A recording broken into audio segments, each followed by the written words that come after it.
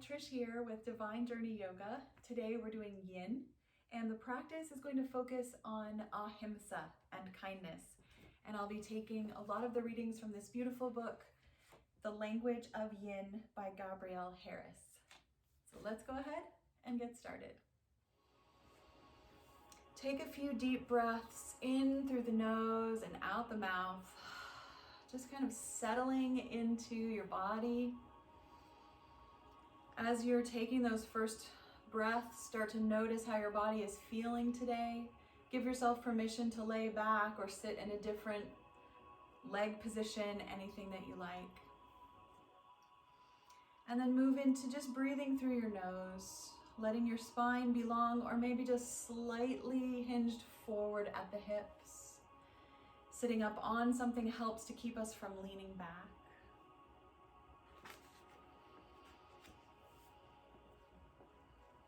Take a moment to feel inside. What have you brought with you to your practice today? How is your body feeling? Acknowledge how it feels and then move on. Have you brought any lingering emotions or conversations? Become aware of repeating thoughts that you may be cycling through. Acknowledge that and move on. Let's move into our deeper breathing. Let's fill the torso with air, breathing deeply in. Turn the breath smoothly to exhale, long and slow and steady. And then smoothly reaching the end of that exhale, begin to breathe in again. This is what some people call circular breath because we create a beautiful continuous circle. Very smooth transitions between the inhales and the exhales.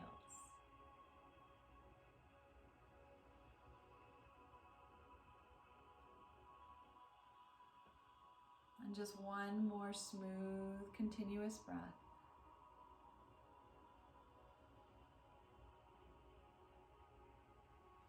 And then letting that go, feel free to open your eyes and start to wiggle your fingers, just opening and closing your hands.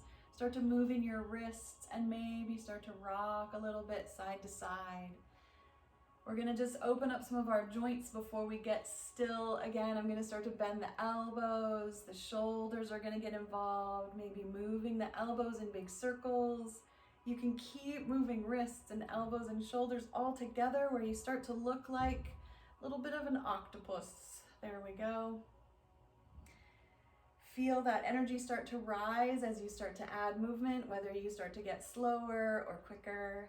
Smile a little bit and then bring your hands right to the sides of your neck and just rock your head gently side to side, just feeling those muscles and tendons.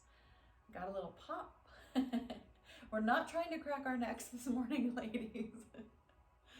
Come on back to center, lean the head back, but wrap your hands around the back of your neck so it feels supported. Point your elbows up, take a deep breath in. And then slowly bring everything back to center. Let the hands come down onto your kneecaps and we're gonna make our Sufi circles. Rock to one side, lean back and roll to the other side. Feel free to move your hands into a better position if you have one. We're just rolling around on our bottom, feeling the floor, the legs, the knees, the hips. And you can start to get the chest involved. Maybe when you roll forward, the chest widens. When you're rolling back, maybe the chest tucks in a little bit. And once you've gone a few times in one direction, switch and go in the other one. Feel free to close your eyes and just notice all those little adjustments that happen as we circle our hips. Just one more really deep breath and then let it go. Come on back to center. Pick up the knees, step the feet apart, rock the knees a little bit side to side a few times. You might start to kind of walk down your mat. That's okay, we're gonna scoot back in a minute. Today, the theme, the focus is going to be kindness and Ahimsa, which is do no harm. This is one of the principles of yogic belief and tradition and classical philosophy and all that good stuff. So come on back to a seated position. Your legs can be long or crisscross. And our very first pose is going to be your choice. We call it yogi's choice. You can choose maybe a happy baby on your back, a child's pose on your knees, or a butterfly pose. And you could do butterfly seated or lying down. So whichever pose you choose, I could go over those again. You can also pick another one. What we want is what's called a symmetrical pose, which means everything is going in one direction. It doesn't have two sides. So again, child's pose, happy baby, or butterfly. I'm going to pick butterfly this morning because I love to sit with the soles of my feet together. Now I'm going to make sure I'm sitting up on something, especially if I have osteoporosis or osteopenia. I don't want any rounding in the low back. Instead, I want my back to slide a little bit of an arch, heart forward. If you're on your back, it's a lot safer for you if you have osteoporosis. If you're in child's pose, make sure that that back is flat and not rounding as well. And we're just going to settle into this pose. We start our practice by choosing a symmetrical pose that feels the kindest to where you are in this moment, physically, mentally, and emotionally. That's a lot to ask of one little yoga pose. So don't take yourself too seriously. I like that. Don't sweat the small stuff. Use any supports you need. I might use blocks or blankets. Uncover the kindness that already lies within you. This is the most important act you can do because it spreads outwards and touches others' lives. And within the kind, energetic embrace lies peace. Let's lean into that kind embrace. Enjoy the pose and breathe just for a minute or two here. Making little adjustments. Noticing the stretch and breathing.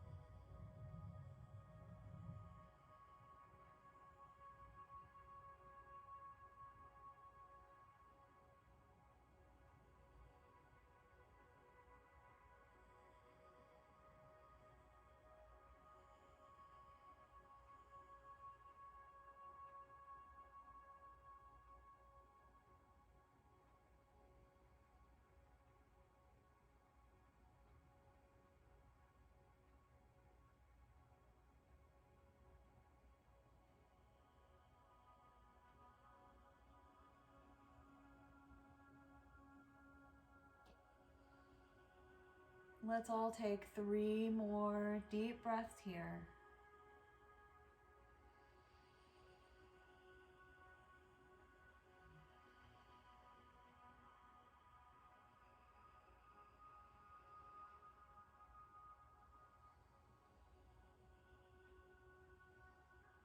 And moving in slow motion, as we always do in Yin, slowly bring yourself out of the shape. Taking your time to unfold, open up, relax, and watch the body respond to the stretch. Taking a few deep breaths. Feel free to lay all the way back.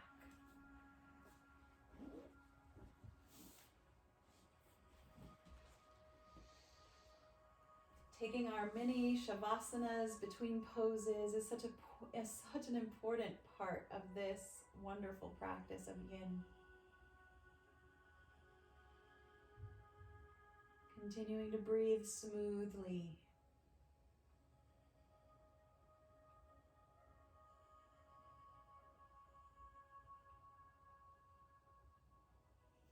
As the pose starts to disappear from your joints and your muscles, feel free to wiggle and bend and stretch.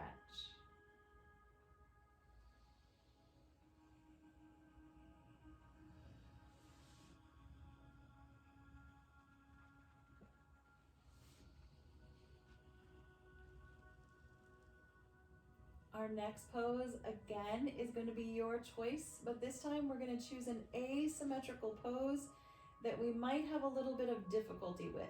Asymmetrical just simply means it's going to have one side and then another, so it's not straight on. So if you're going to do it on your back, it'll look like crossing the knee, maybe using a block, scooting the hips and letting the foot come over onto the side, keeping the knee up, the foot on the block or the floor on one side. If you're sitting up, it's gonna be zigzag. And if you're doing the zigzag twist, we're gonna turn away from the feet. If you're gonna do something on your belly, you can come down nice and flat and just open one knee wide. So doing the half squished frog. So those are my suggested options is really what I want to say. If you have another idea, please go for it. And I'm just going to move into the twist on one side first. So choosing your first side, returning to the steady breath, steady and smooth. This asymmetrical pose, sometimes we might have a complicated relationship with these asymmetrical poses because one side could be doable and another side difficult, or one side more open, one side more tight, something like that. So that complicates the pose. And as you practice, watch for what the Buddhists call the second arrow, and I will be telling you more about this concept in a moment. They say that pain is inevitable, but suffering is up to us. Consider that as you settle into the pose, offering yourself compassion, kindness, and doing no harm. And let's just breathe.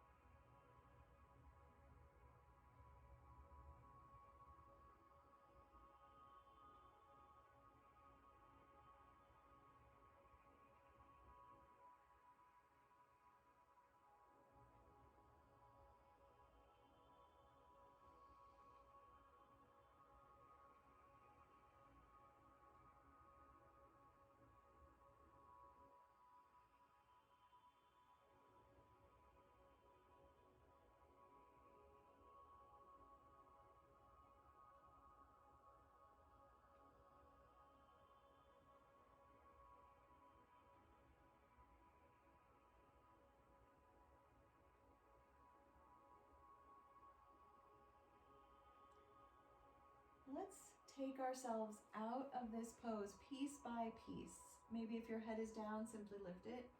Maybe shift a foot, a leg, and just take each piece, pause, and slowly move to the next piece as you just really slowly walk yourself out of the shape. If you chose a seated position, you can feel free to lay back or lean back. If you're on your back, you can do what you like with your feet, your legs, and we're just gonna rest for a few deep breaths. When practicing asymmetrical poses, often the other side is a beautiful counter pose for the first side. It's like a perfect rest for that first stretch. So maybe another breath or two. You can always wiggle, move a little bit, as we begin to set ourselves up for the other side of the pose. Also, you might choose to lie down or sit up for the second side of your shape. I love how when I give this many choices, what happens is you're hopefully a little more aware of what's going on for yourself, which is where it all begins, as they say.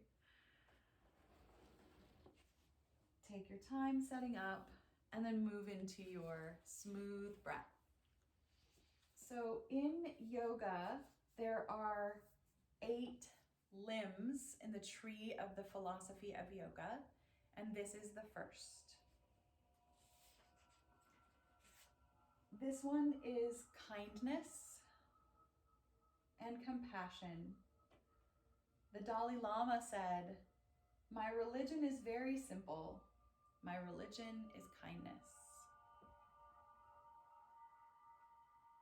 The word Ahimsa is the Sanskrit yogic word for kindness. Breaking it down, the A at the beginning of the word means against, and the Himsa, Himsa, stands for harm. So this word means against harm. This first ethical principle, Ahimsa, asks us to restrain against violence or harm towards others. It's a basic act of being kind. It is easy to understand how this can apply to our treatment of other people, but it goes beyond that and looks at all of our thoughts, our deeds, and actions towards ourselves as well.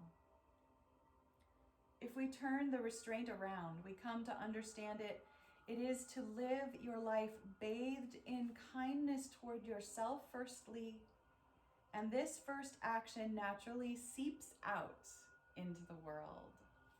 So let's just rest for a few more breaths in this side of the shape.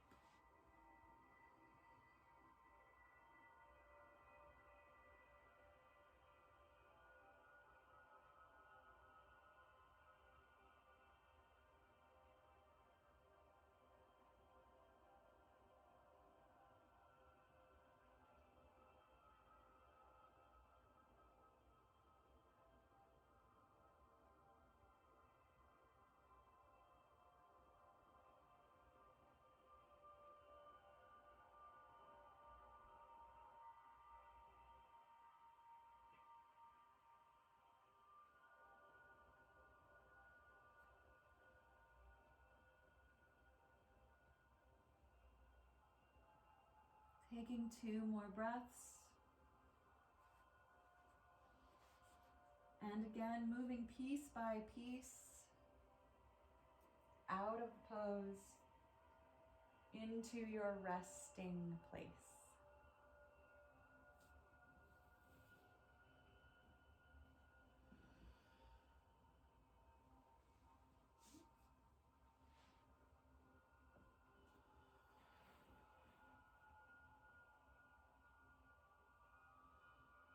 Looking for those moments of stillness to notice the sensations in the body once again.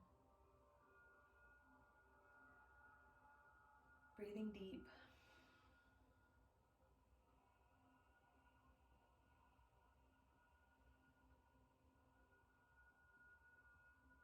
So this pose, I'm going to either be sitting or lying down. So if I'm sitting, I'm definitely going to sit up on my blanket. I'm actually going to fold my blanket a little bigger so I get a little higher.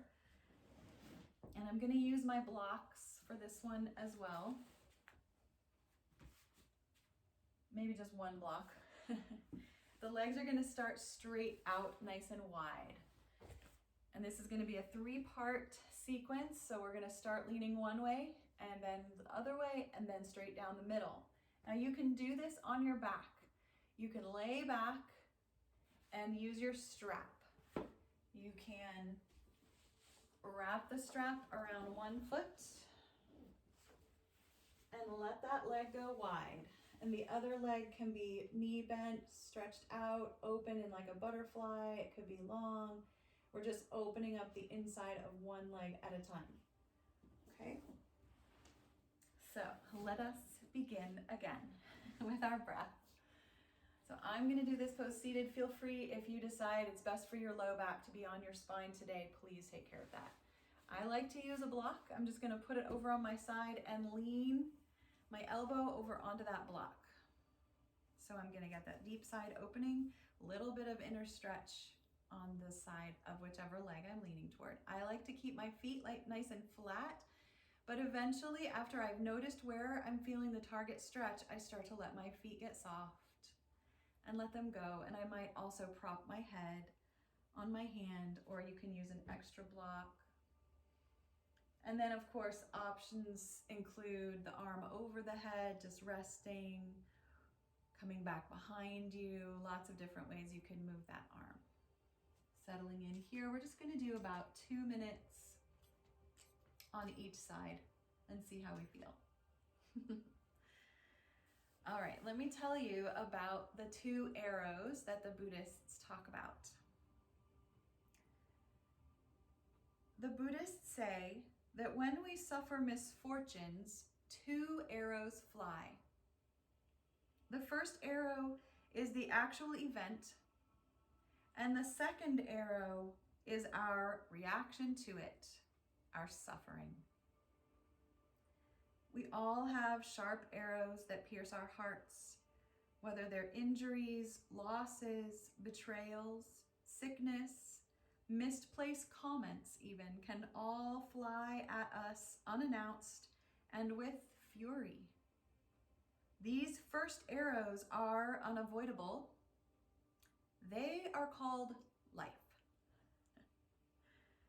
How we choose to react to the first arrow can be the cause of our further suffering. Maybe we create a story about how things should be. Perhaps we feel sorry for ourselves. Perhaps we lash out or ruminate without end on how it all should be.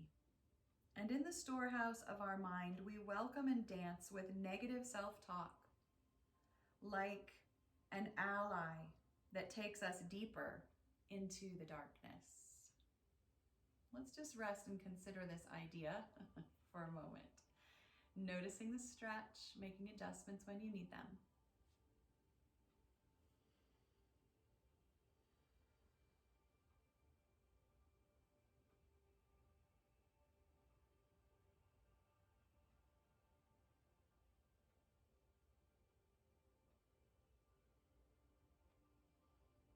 One more deep breath. And using your arms, help yourself push up. If you're on your back, you're just gonna bend that knee, let go of the strap for a moment, and let the foot come to the floor. I'm gonna pause in the middle and feel that ache on the side. Or maybe if you've been on your back, the ache is more on that inner leg. You can always do a little cat-cow or anything else that occurs to you, following your intuition, not thinking too much. And the other side is a pretty great counter stretch, so I'm gonna just slowly start to lean the other direction. If you're on your back, you're wrapping the strap around the other foot, reaching it out, situating the other leg, and settling in for the second side, whatever that might be for you. Lots of options with those arms and heads. Always remembering that principle of kindness, do no harm. Ahimsa is a gentle reminder for us to be gracious towards our day-to-day struggles. The kindest, most charitable way to care for ourselves is to bring self-awareness to the second arrow by embracing and acknowledging how we feel with humanity and compassion. I was reading today that emotions are tunnels. We have to keep going all the way through them to get to the other end to see the light. So when something happens in our life that hurts or causes feelings of frustration, anger, anything like that. Instead of reacting, maybe we just hope to feel that emotion, even just for a moment, and then move on.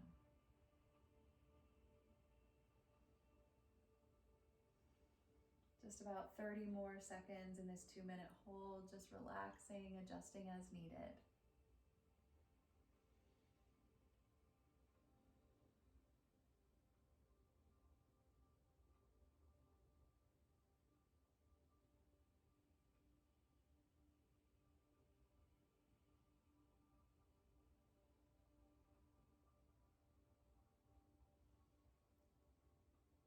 Moving gently, coming out of the shape, coming to your resting point, letting the ache disappear.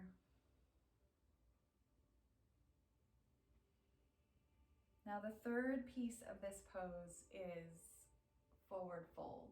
So especially for those of you with osteoporosis or osteopenia, I'm going to encourage you, if you're staying seated, just keep your spine long and let the hinging be at the hips. That's our safe forward fold. Or very safe alternative is to lay back on your back, take your strap, wrap it around both feet, and then spread the feet as wide apart as they'll go, holding on to those strap ends and gently drawing the feet toward you. That's where your stretch will be. So whether you're still seated or you've chosen to do this piece on your back, take a breath and then let the stretch go to its edge. And if I'm seated, I probably am going to use my blocks again, maybe placing my elbows and propping my head. And you might kind of get into this pose and just think, nope, I would prefer to be on my spine, and you'll do that instead. For this piece, I'd like to stay just a little bit longer, just a little ways past 2 minutes, but you always have permission to be finished with a pose when your body is finished. One of my favorite authors is a Buddhist nun named Pema Chodron. Some people say that her last name is Chodron. People like to pronounce it lots of different ways. She likes to talk about Ahimsa. She says it's a term meaning not to injure, to have compassion. The word is derived from the Sanskrit root hims, meaning to strike. Himsa is injury or harm. So ahimsa is the opposite of this, i.e. to cause no harm, to do no injury. The essence of ahimsa is non-violence of our own heart. The violence we inflict on each other is only the outward manifestation of the war raging inside ourselves. And it is only by stopping the war within that we can begin to stop the wars without. Violence can be manifested in actions, words, and even thoughts. We may consider ourselves non-violent people, but violence can work on very subtle levels, and it has many disguises. Thoughts of guilt, shame, resentment, disappointment all have a seed of violence within them. Words like should and must are also violent. Non-violence is unconditional love. It is true compassion. We achieve that non-violence by learning to love and be loved. But how is it possible to love and be loved if we choose to escape or ignore some aspect of ourselves? That's 2 minutes. If you've had enough, you have permission to relax and release. If you'd like to stay for an extra minute, feel free, just checking in with yourself. Not telling yourself you should or you must. Really practicing compassion. Breathing deep. and experiencing what you're going through right now. One more deep breath. And we are all going to eventually lay all the way back on our spines once again.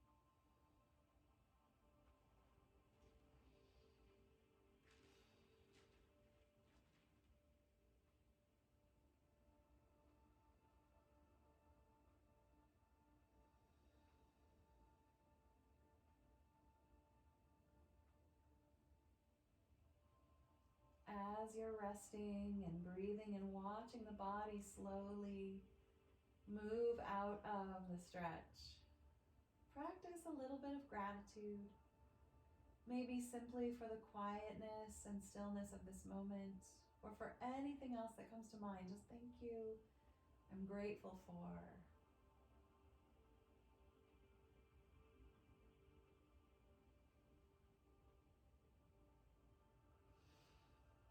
Take another deep breath and maybe sigh it out. Feel free to stay still for a few more breaths or begin to move fingers and toes. We're going to do a little bit of re-warming up the joints here in the middle of class as we move into the second half. So feel free to stretch, maybe arms over the head or out wide. The knees might just be rocking, or they could come into the chest, squeezing those shins toward you. Since most of my poses have been on my seat, I'm going to enjoy warming them up again, my joints up again on my back. Lifting the legs, opening them wide, rolling the ankles, maybe getting a little yoga bike.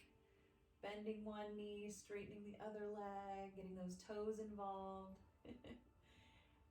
Feel free to get those arms involved as well. Maybe do a little bit more of that bending, fluid, octopus kind of movement. We're going to just try to get the energy lifted just momentarily. A little bit of movement here. Again, kind movement and not pushing.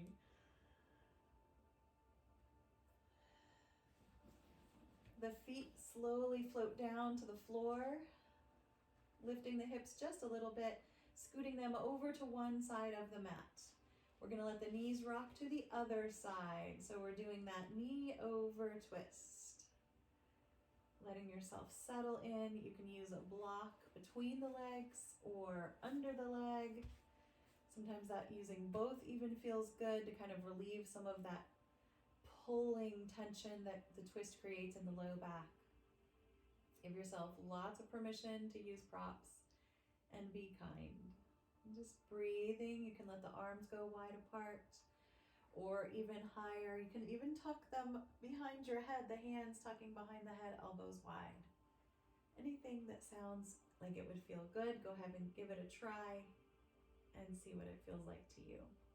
Also, if you're feeling like this just isn't enough of a stretch for you, I want to invite you to try a little deeper twist that's called twisted roots. The hips both stay shifted over to the same side, but the leg that's on that side crosses over the top thighs together, and the knees are now twisted and rocked over to the other side. So if that feels like it's getting a little deeper for you, feel free to go there. That is way too much for my low back today. Nice deep breaths. Yoga encourages us to meet with ourself, that inner darkness, impartially and compassionately, so that it can be transformed without being acted out in the world. What a great concept. We practice how to meet our own inner violence non-violently, and how to express our negativity without hurting anyone including ourselves. Let's take one more deep breath here. And as you are ready, slowly lift those knees, bring the feet back to the floor, and think about what you'd like to do next. It might be nothing, it might be just letting the knees touch and pause there to let that twist disappear. It might be stretching the legs out. Just do what works for you.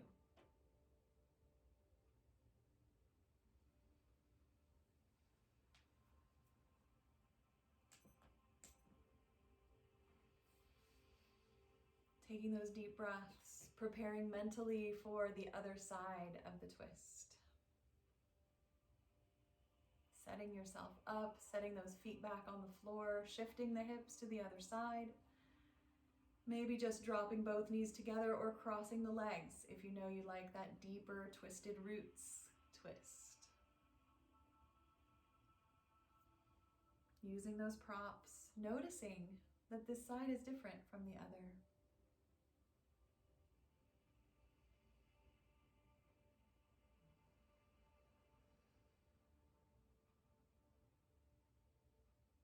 Taking those deep breaths as you set up, notice how it feels and make those adjustments.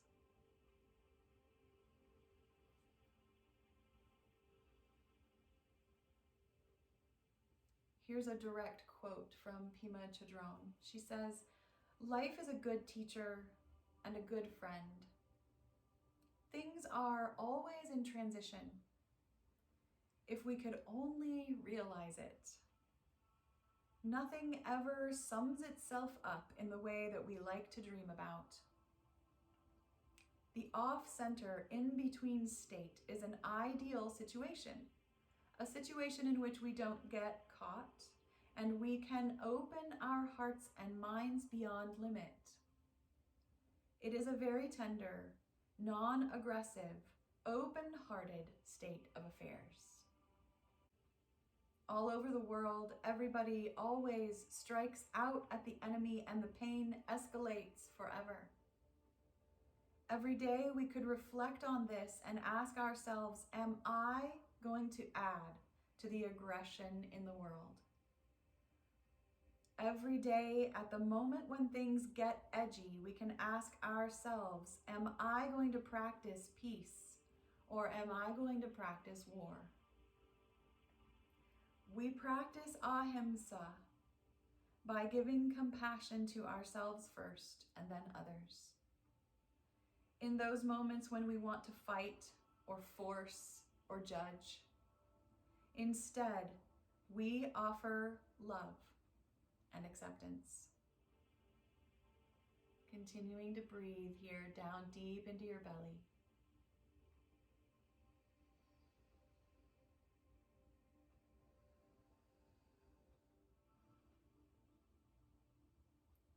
Moving your knees back to center. Placing the feet on the floor. Choosing if you're going to go into stillness or gentle movement.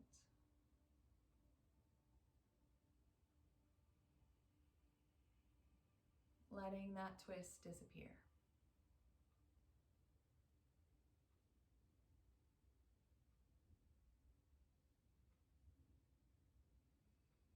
You have a couple of options for the last 2 or 3 poses of our practice this morning. You can stay on your back and use your block for a little bit of back bending, or you might choose to roll over onto your belly and practice your Sphinx pose. So I'll show you the back poses first, and then of course you can always know that you can go to Sphinx pose and seal pose.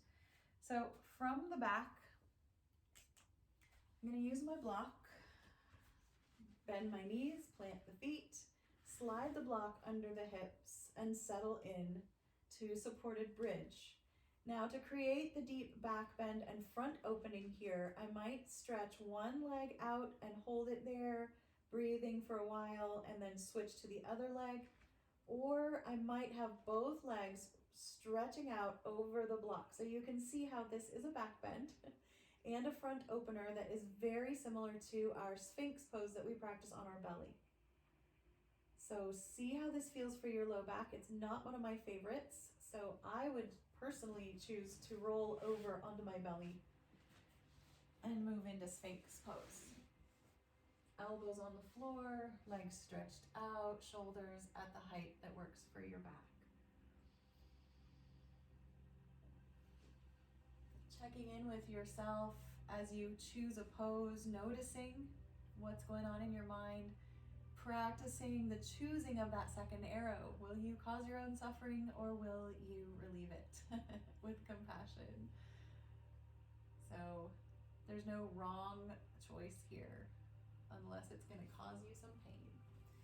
And I'd like to stay in this back bend for about 3 minutes. Just breathing and experiencing the body, the stretch, letting the stillness and the quiet kind of settle into our body, maybe even into our bones.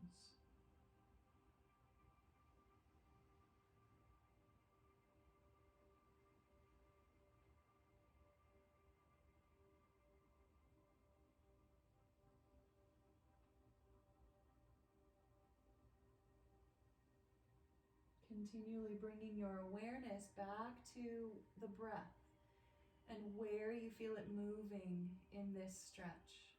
It's probably going to be felt mostly around the belly, the back.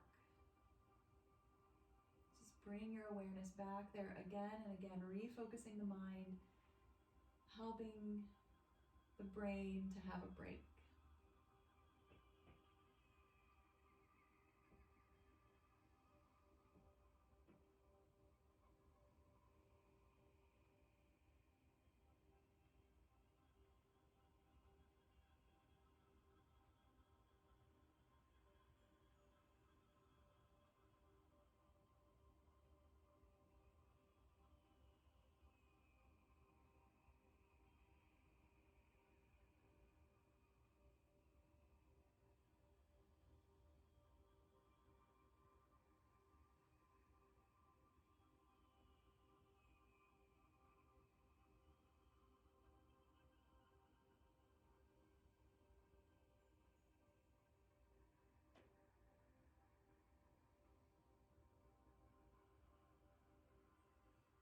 We've been in the pose now for about 2 minutes. Check in with your body. Is it time for you to move, come out of the shape, or maybe it's time to deepen the pose, stretch out a little longer. Get your shoulders slightly higher. You could also choose at this point to open those hands wide apart, palms spread open, lift the shoulders up into seal pose. I'm also going to give you another minute at the end of our Sphinx to go ahead and do that, or just rest in your favorite Shavasana. So for now, breathing, choosing where you are physically, noticing where you are mentally and emotionally, and then moving on back to your breath.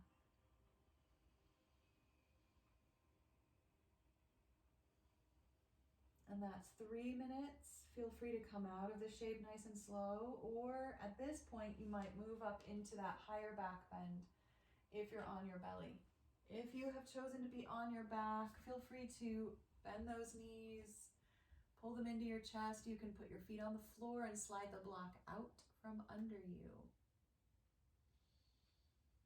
For those of us who are finished with Sphinx pose, we might come all the way down and rest nice and flat, taking several deep breaths, and then deciding if you're going to roll over into seed pose for your counter to your back bend or move into child's pose.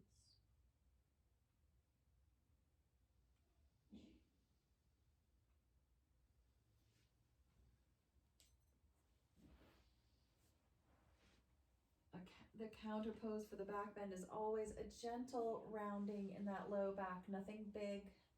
I actually am really starting to like seed pose, rolling over on the side, pulling the knees in, but of course that great classic child's pose is always there for you as well. And we're just going to settle for a minute or two here. Breathing now into the back of the body.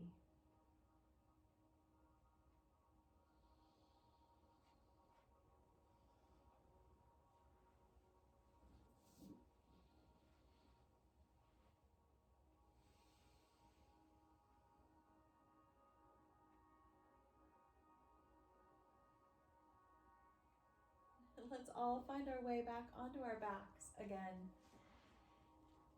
And either choosing legs up the wall or over a chair, or sliding the block back under the hips, bringing those knees in toward the chest. You might just let the knees be in the air and bent, or lift the legs up from supported bridge. So you don't have to have a block under there. You can just have the legs up the wall instead if you prefer that. We're just going to take about 2 minutes here. These wonderful inversions are such a great way to end our practice.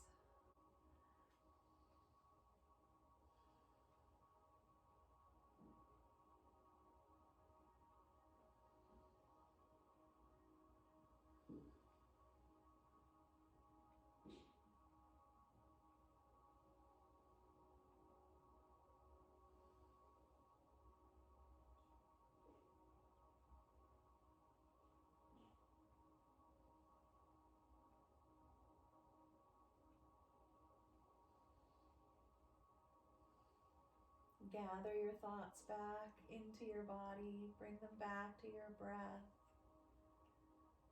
Feel free to stay in this pose a little longer or start to move toward your Shavasana.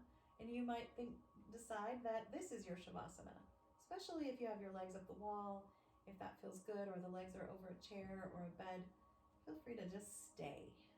If you'd prefer to come down, choose your favorite resting place and settle in. I'm going to give us a few minutes of quiet, and then I'd like to lead you in a short meditation to finish up our Shavasana. So please stay on your back for at least the next minute or two. Feel free to stay on your back all the way to the end of class. If you feel prompted to sit up for the final couple of minutes, feel free to do that as well.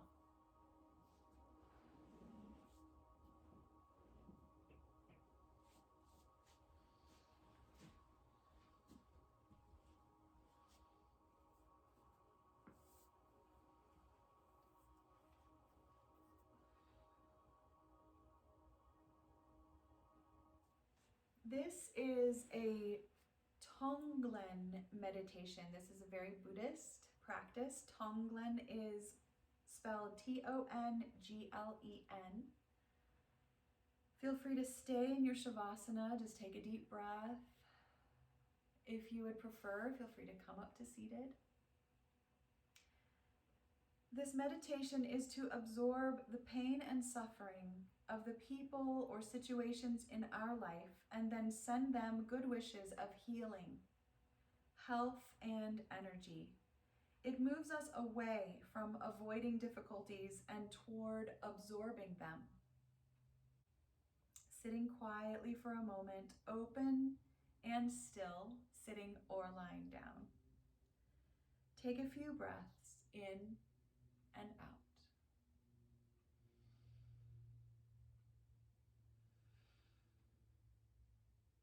Now bring to mind a person who is not at ease.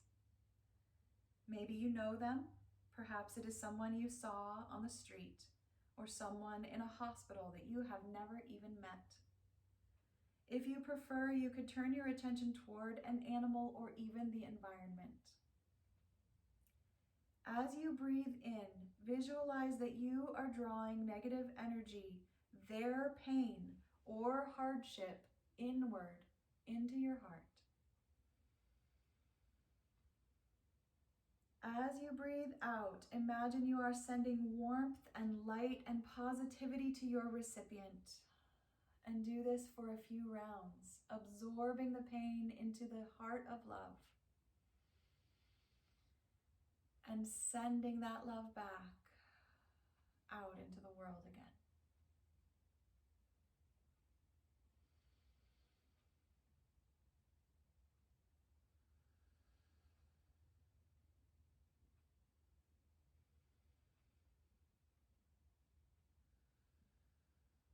letting that go. Simply breathe and feel the result of your practice. The practice of the mind, the heart, and the body. If you've been lying down, you might slowly come to seated, or even choose to stay right where you are.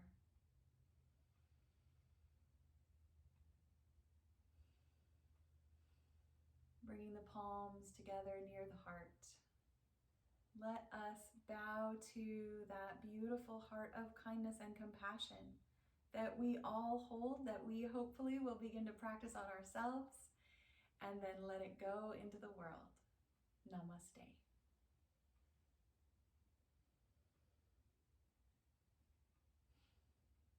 Thank you, guys. Thanks so much for practicing with me today. If you like these videos, please click the like button and subscribe so you can know when I send out new videos. And please share them with your friends. And have a wonderful day.